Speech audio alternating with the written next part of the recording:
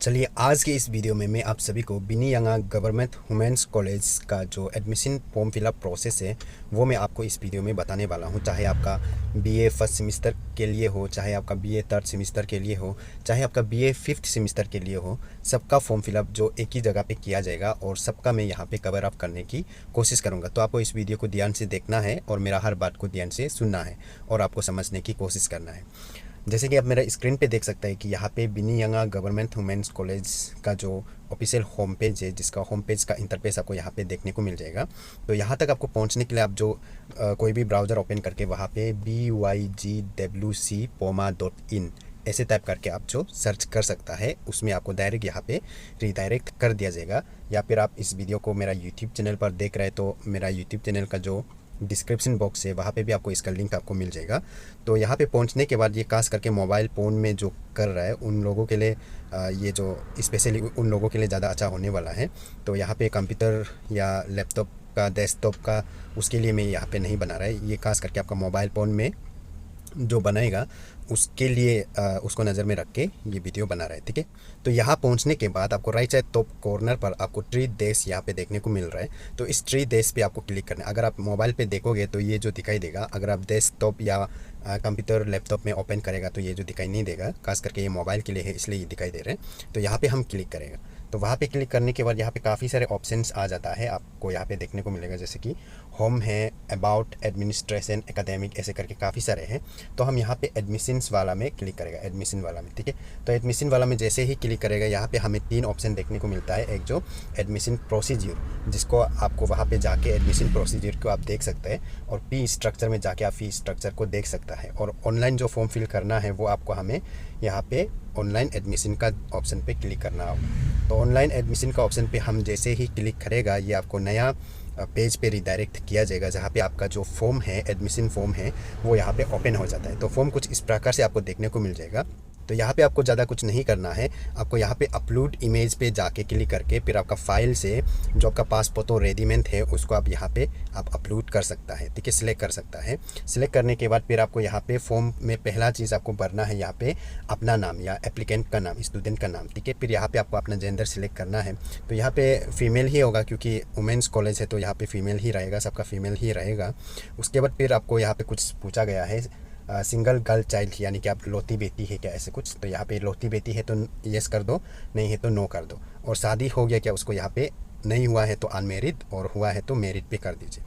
ऐसे करने के बाद फिर यहाँ पे PWD, अगर आप जो फिजिकली डिसेबल पर्सन है तो आपको येस करना है, अदरवाइज़ आपको नो कर देना है। उसके बाद आपका जो ब्लड ग्रुप है वो आपको यहाँ पे A पॉजिटिव, O पॉजिटिव जो भी है आपको डाल देना है टाइप करके। वो सब चीज़ भरने के बाद फिर आपको यहाँ पे नेशनलिटी, तो यहाँ पे इंडियन ही रहेगा। उसके बाद फिर यहाँ पे कास्ट पे आपको यहाँ पे क्लिक करके ड्रॉप डाउन ऑप्शन पे, तो अगर आप जनरल कैटेगरी से है तो जनरल कैटेगरी डालेगा, और OBC है तो OBC, और ST है तो ST। और यहाँ पे एक चीज़ ध्यान रखने वाला बात ये है, अगर आप अरुणाचल प्रदेश का ST है तो आपको यहाँ पे APST वाला को सिलेक्ट करना है, ठीक है। अगर आप अरुणाचल प्रदेश का ST है या यानी कि अरुणाचल प्रदेश का लोकल है तो आप यहाँ पे APST वाला ऑप्शन को सिलेक्ट करेगा, और बाकी जो ST जो है वो ये ST को सिलेक्ट करेगा। क्योंकि ST सिर्फ अरुणाचल प्रदेश पे नहीं है, ST जो काफ़ी सारे जगहों पे, इंडिया पे बहुत सारा जगह में ST आपको देखने को मिल जाता है, इसलिए ये ऑप्शन जो देखने को मिलता है, ठीक है। तो वो करने के बाद फिर आपका रिलीजन को यहाँ पे टाइप करके डाल देना है। फिर आपका डेट ऑफ बर्थ को यहाँ पे कैलेंडर में ड्रॉप डाउन ऑप्शन पे क्लिक करके आप कैलेंडर से आप जो सिलेक्ट कर सकते हैं। फिर आपका जो एडमिशन जो है कि आप कौन से सेमिस्टर में करने जा रहे हैं उसको यहाँ पे डालना है। फर्स्ट सेमिस्टर के लिए है तो आपको फर्स्ट सेमिस्टर या 1 डालना है, और थर्ड सेमिस्टर है तो थर्ड, एंड फिफ्थ है तो फिफ्थ करके।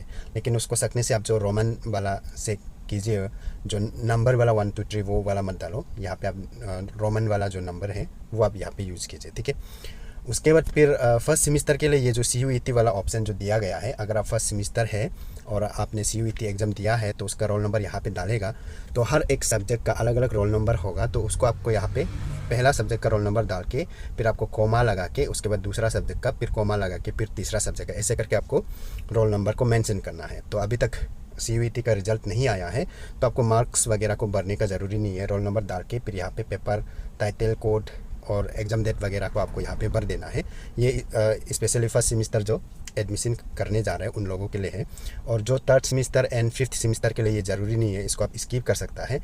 और थर्ड एंड फिफ्थ सेमिस्टर वाला क्या करेगा, यहाँ पे CUET रोल नंबर वाला पे आप जो NA यूज करेगा, ठीक है।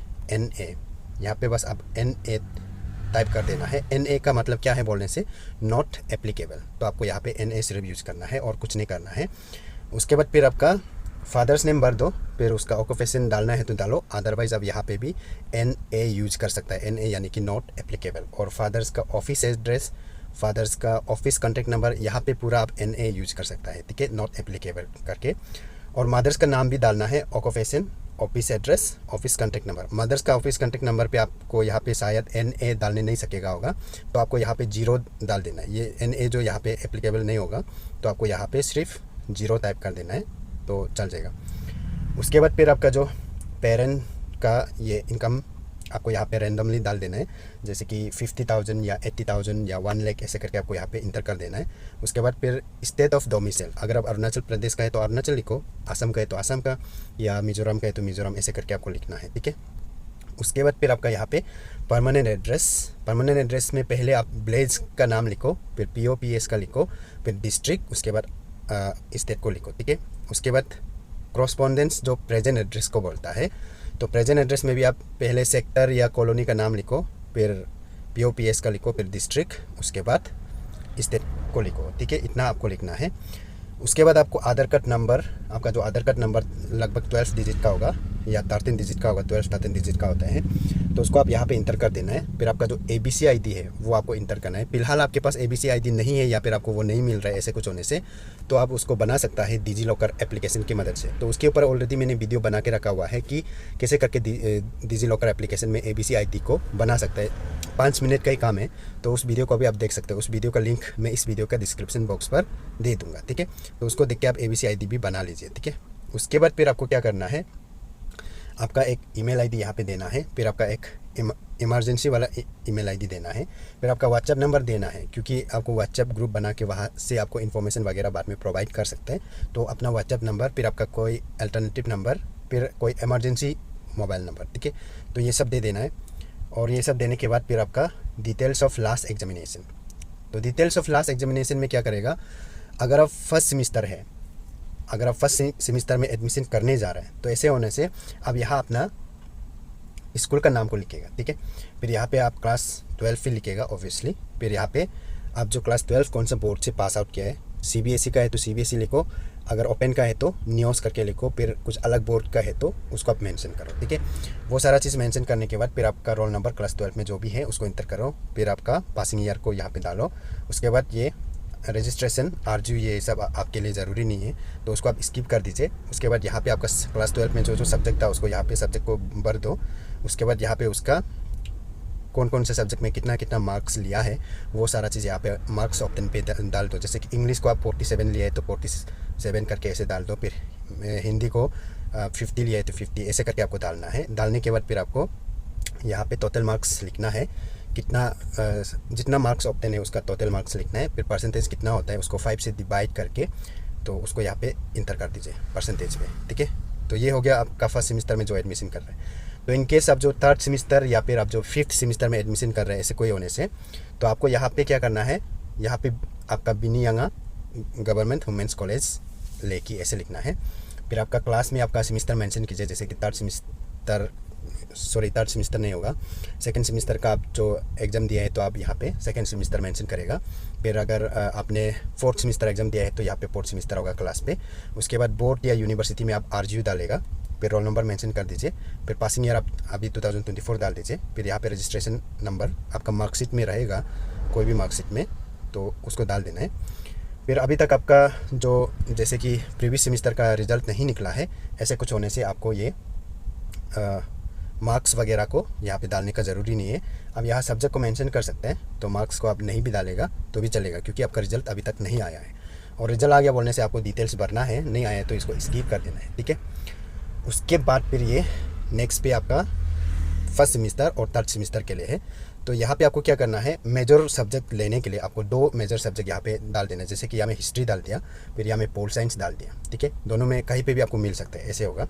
उसके बाद फिर आपको माइनर सब्जेक्ट आपको यहाँ पे लेना है, फिर आपको मल्टी डिसिप्लिनरी, फिर आपको ability enhancement course, skill enhancement course, value added course, ये सब को आपको क्या करना है, डालने के लिए आपका जो बिनियांगा गवर्नमेंट वुमेंस कॉलेज का जो प्रोस्पेक्टस है वो आपको ये वेबसाइट से डाउनलोड कर लेना है। डाउनलोड करके आपको उसमें देख लेना है, ठीक है। उसमें इसका पूरा मेंशन है क्या क्या सब्जेक्ट यहाँ पे, जैसे कि माइनर में कौन कौन से सब्जेक्ट ले सकते हैं, मल्टी डिसिप्लिनरी में कौन कौन से सब्जेक्ट को ले सकते हैं, एबिलिटी इन्हेंसमेंट में कौन कौन से सब्जेक्ट को ले सकते हैं, वो सारा चीज़ उसमें मेंशन थे।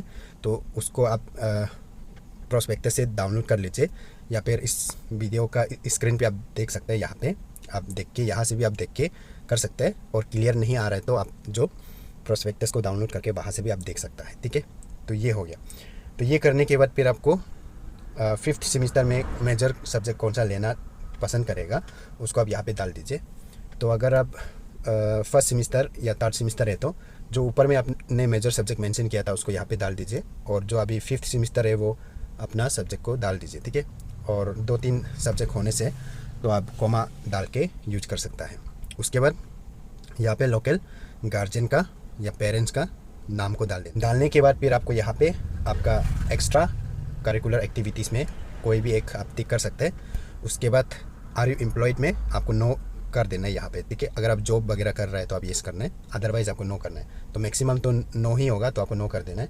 फिर ये जो NCC NSS वाला जो अब जो प्रीवियस वाला से मतलब पहले से NCC या NSS में पार्ट लिया है क्या, ऐसे कुछ है तो उसको आप देख के कर लीजिए। अगर आप पहले से NCC या NSS में पार्ट लेता था या फिर लिया है, ऐसे कुछ होने से आप सिलेक्ट कर सकते हैं, अदरवाइज़ इसको आप ऐसे छोड़ सकते हैं, कोई इशू नहीं है, ठीक है।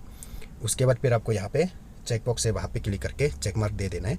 फिर आपको यहाँ पे सिग्नेचर का अपलोड साइन पे क्लिक करके फिर आप अपना फाइल से सिग्नेचर को यहाँ पे सिलेक्ट कर लेना है। तो सिग्नेचर जो यहाँ पे शो होगा, उसके बाद ऐसे होने के बाद फिर आपको यहाँ पे अप्लाई नाउ का ऑप्शन पे क्लिक कर देना है, ठीक है। तो अप्लाई नाउ का ऑप्शन पे क्लिक जैसे ही आप करेगा तो यहाँ पे कुछ इस प्रकार से आपको आपका फॉर्म फिल करने वाला जो यहाँ पे शो किया जाएगा। तो यहाँ पे टॉप पे आपको यहाँ पे प्रिंट का ऑप्शन दिखाई दे रहा है, तो आपको यहाँ पे प्रिंट का ऑप्शन पे क्लिक करना है।